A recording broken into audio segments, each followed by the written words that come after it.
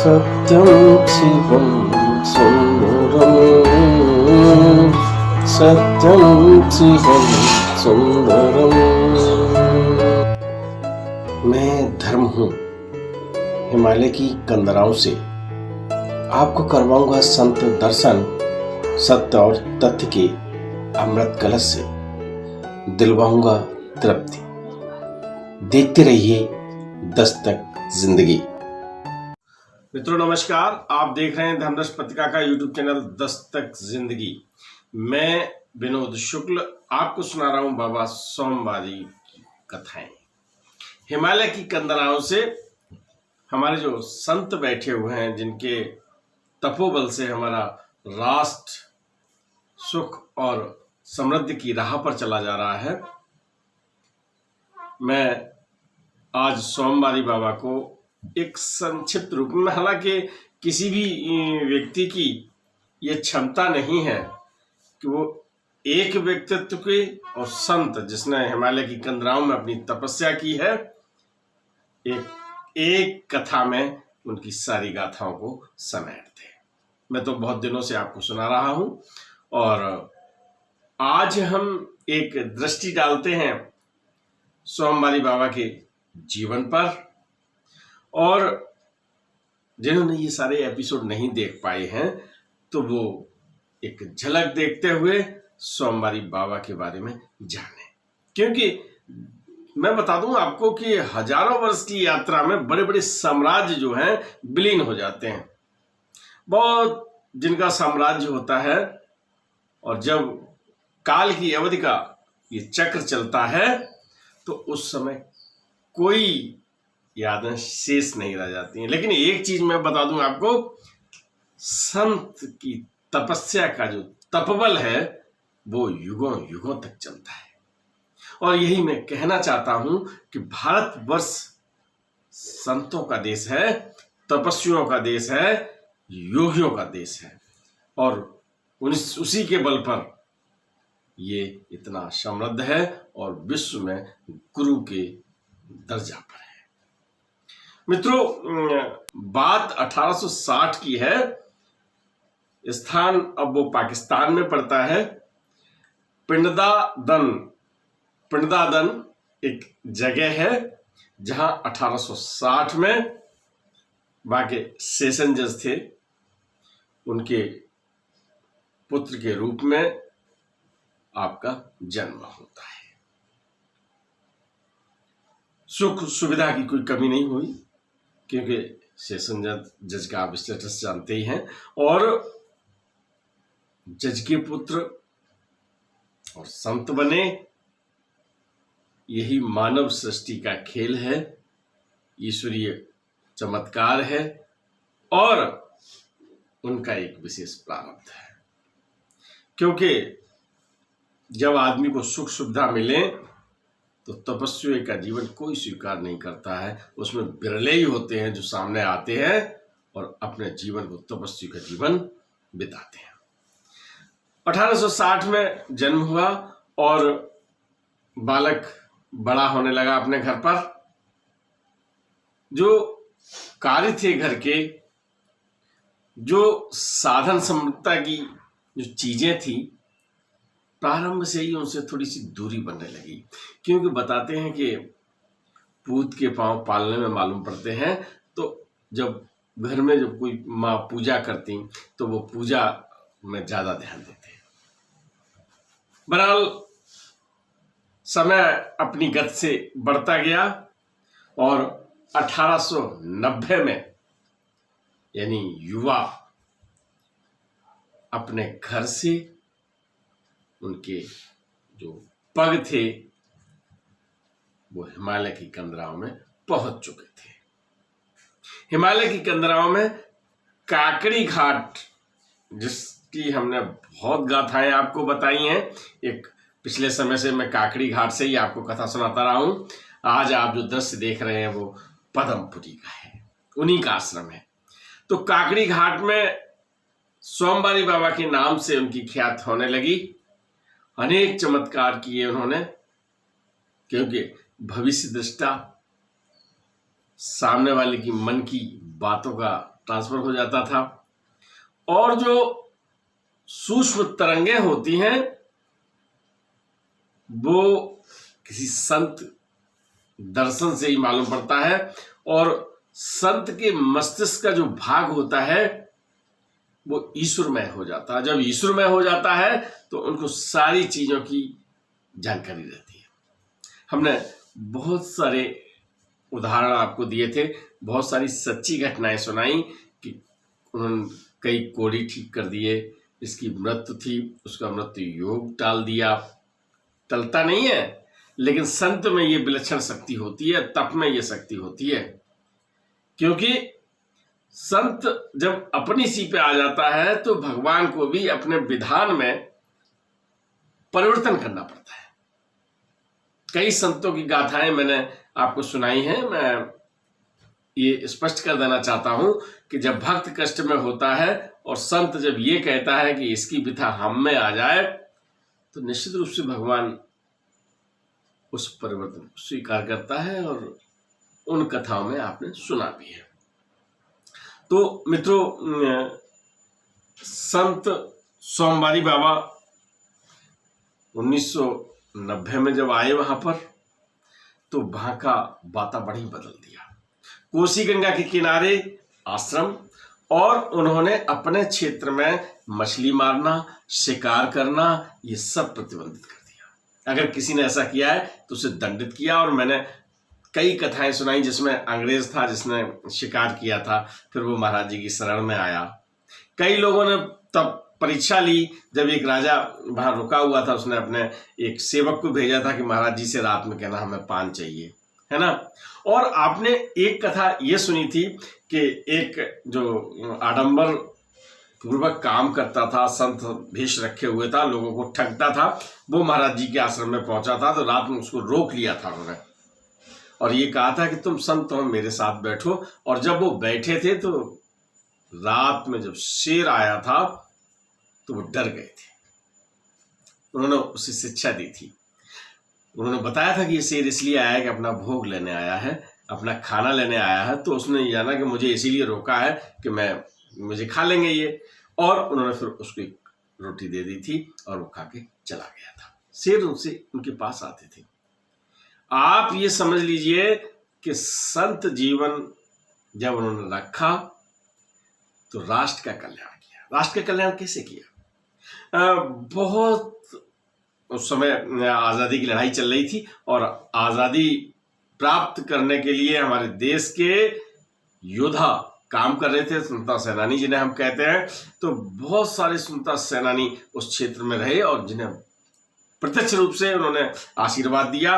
और देश के राजनीतिक इतिहास में देश की स्वतंत्रता को प्राप्त करने में गोविंद बल्लभ पंत, एन.डी. तिवारी, हालांकि श्याम और श्वेत दोनों पक्ष हैं, लेकिन ये पक्ष ऐसा है जो मैंने एक दो नाम आपको इसलिए बताए कि बहुत बड़ी संख्या में थे वहां लोग जिन्हें महाराज जी उन्हें प्रेरणा देते थे और राष्ट्र की रक्षा के लिए, राष्ट्र की स्वतंत्रता के लिए उन्होंने काम किया। तभी कहता हूं मैं कि संत जो तपस्या करते हैं, हिमालय की कंदराओं में अपना जीवन अर्पण कर देते हैं, वो हमारी आधारशिला है।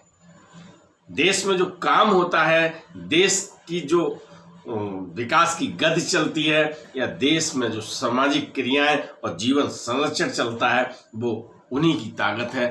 तभी हम ऐसी स्थिति में हैं जहां भारत को सम्मानजनक दृष्टि से देखा जाता है। तो मित्रों, मानव धर्म के लिए, राष्ट्र के लिए और आध्यात्मिक ऊर्जा के लिए सोमवारी बाबा ने तपस्याएं की, जिन बहुत कथाओं के द्वारा मैंने आपको बता दिया। अब मैं आपको केवल एक याद और दिलवाना चाहता हूं कि बाबा नीम करोली का जो कैंची धाम है, सोमवारी बाबा की तपस्थली, काकड़ी घाट जहां महाराज जी ने मंदिर का निर्माण कराया, सोमवारी बाबा की तपस्थली। और जिस तरह से विश्वविख्यात हुआ कैची धाम, वहां आज भी सोमवारी बाबा की गुफा है और महाराज जी को स्वप्न में दर्शन दिए थे। मैंने ये कथा भी आपको विस्तृत रूप से सुनाई थी। महाराज जी ने वहां तभी हनुमान जी की और उस आश्रम की स्थापना की। लोगों का अपना अपना मानना है, लोगों का यहाँ तक कहना है कि सोमवारी बाबा ने अपनी शक्तियों का, अपने तप का जो शक्तियां प्राप्त हुई थी, लोग कहते हैं, ऐसा कोई प्रमाण हमको नहीं मिला है और न मैं उस बात को जानता हूं। उन्होंने अपनी शक्तियां कुछ नीम करोली बाबा को दी थी।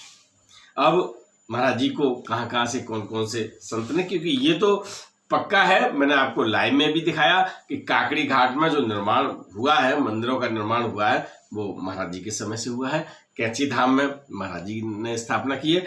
तो 2 स्थान हमने आपको बताए और महाराज जी की जो तप शक्ति तो सब जानते हैं और अखंड ब्रह्मचारी रहे।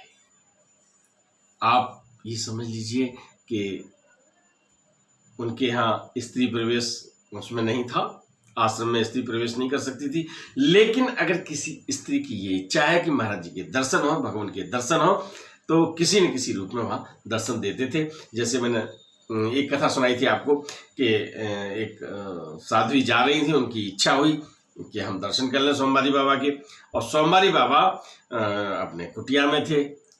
अब वो आ नहीं सकती, सोमवारी बाबा कुटिया में है तो दर्शन नहीं हो सकते, लेकिन जिस तरह से पता हो चलता है सोमवारी बाबा को जैसे संज्ञान होता है ना, अपने आप स्वतः संज्ञान, तो महाराज जी मछलियों को दाना डालने के लिए निकल गए, तो वो अपना दाना भी मछलियों को देते रहे और उस साध्वी ने दर्शन किए, प्रणाम किए और चली। संत समाज की परंपरा की ऐसी, संत समाज जो होता है ना, उसमें भी परंपराएं हैं, एक पथ होता है, एक रीति होती है, प्रथाएं होती हैं।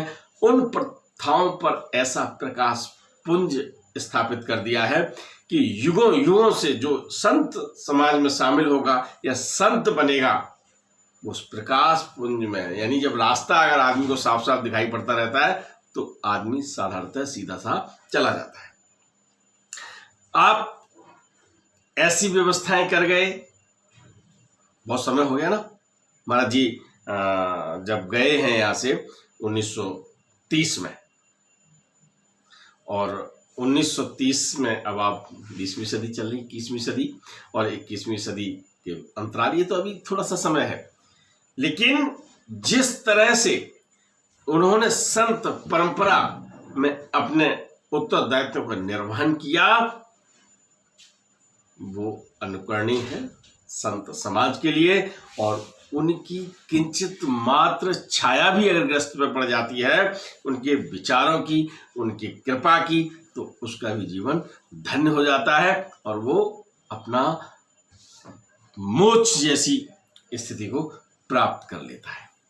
मित्रों, संत समाज में उन्होंने जो सम्मान की परंपरा को डाला, मैं आपको बता दूं, हैदर खान बाबा और सोमवारी बाबा अच्छे मित्र थे, और अच्छे मित्र थे नहीं, अच्छे मित्र हैं, क्योंकि ये जो प्रकाश पुंज होते हैं, ईश्वर में विलीन होते हुए भी अपनी उपस्थिति का एहसास समाज को कराते रहते हैं।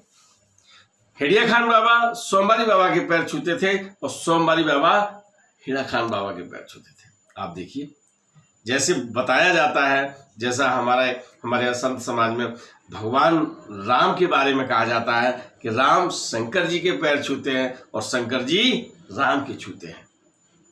ये सम्मान की परंपरा थी, ये ऐसी रीत जहां हम एक दूसरे को इस हद तक सम्मान देते हैं। मित्रों, काकड़ी घाट में भी एक, जैसे मैंने आपको बताया कि नीम करोली बाबा को शक्तियां दे गए, लोगों ने बताया, लोगों का मानना है, अब ये ईश्वर जाने। वैसे जहां सोमवारी बाबा ने तपस्या की काकड़ी घाट में, गुदड़ी बाबा, वहां सियाराम बाबा, और वहां मैंने आपको चित्र भी मैं दिखवा देता हूं, वहां पर कई योगियों की, कई संतों की समाधियां हैं। वहां पर उनकी जहां तप स्थली होती है, वो स्थान जागृत हो जाता है, और जब वो जागृत हो जाता है तो अगला तपस्वी भी यही चाहता है कि हम ऐसी जागृत स्थल पर बैठें। तभी तो हमारा ये हिमालय मस्तक है ना हमारे देश का। यहाँ ऐसे ही ऋषि मुनि तपस्या कर रहे हैं। मित्रों, पूरे जीवन मानव धर्म, संत परंपरा और ऐसी कार्यों के लिए हमेशा समर्पित रहे जिनमें जीवन संचरण होता रहा। आप सोमवारी बाबा नाम क्यों पढ़ा? आप हर सोमवार को शंकर जी को पूछते थे, शिव जी का स्वरूप ही है वो, और हर सोमवार को आप भंडारा करते थे। आपके आश्रम में जो आया बिना भोजन प्रसाद लिए नहीं गया। भोजन आप देखिए ना, निरंतर आपके यहाँ एक आयोजन होता है तो आपको लगता है कि ये 500 आदमी की व्यवस्था करनी है, तो महीनों से पहले पूर्व करते हो, और जब वो आयोजन होने के बाद फिर 2-4 दिन आराम करते हो, है ना। शादी ब्याह ये सब मैं बता रहा हूँ आपको। और वहां तो रोज ही होना आयोजन, जितने आ जाएंगे कोई संख्या नहीं है, और इसके बावजूद भी वहां कभी कोई कमी नहीं पड़ी, क्योंकि अन्नपूर्णा माता की कृपा होती है, और अन्नपूर्णा माता की आप पर भी कृपा हो, ये मेरी शुभकामनाएं हैं। महाराज जी ने जो जीवन जिया, कितना जज साहब के लड़के थे, चाइना जितना अपने विलासता से अपना जीवन व्यतीत करते, लेकिन वो संत परंपरा पर चले, तपस्वी बने, हम उनको याद करते हैं। मित्रों, काकड़ी घाट में आपने तपस्या की, आपने कैंची धाम में तपस्या की, और आपने तपस्या की पदमपुरी में। पदमपुरी आश्रम है जिसका आज परिदृश्य आप देख रहे हैं।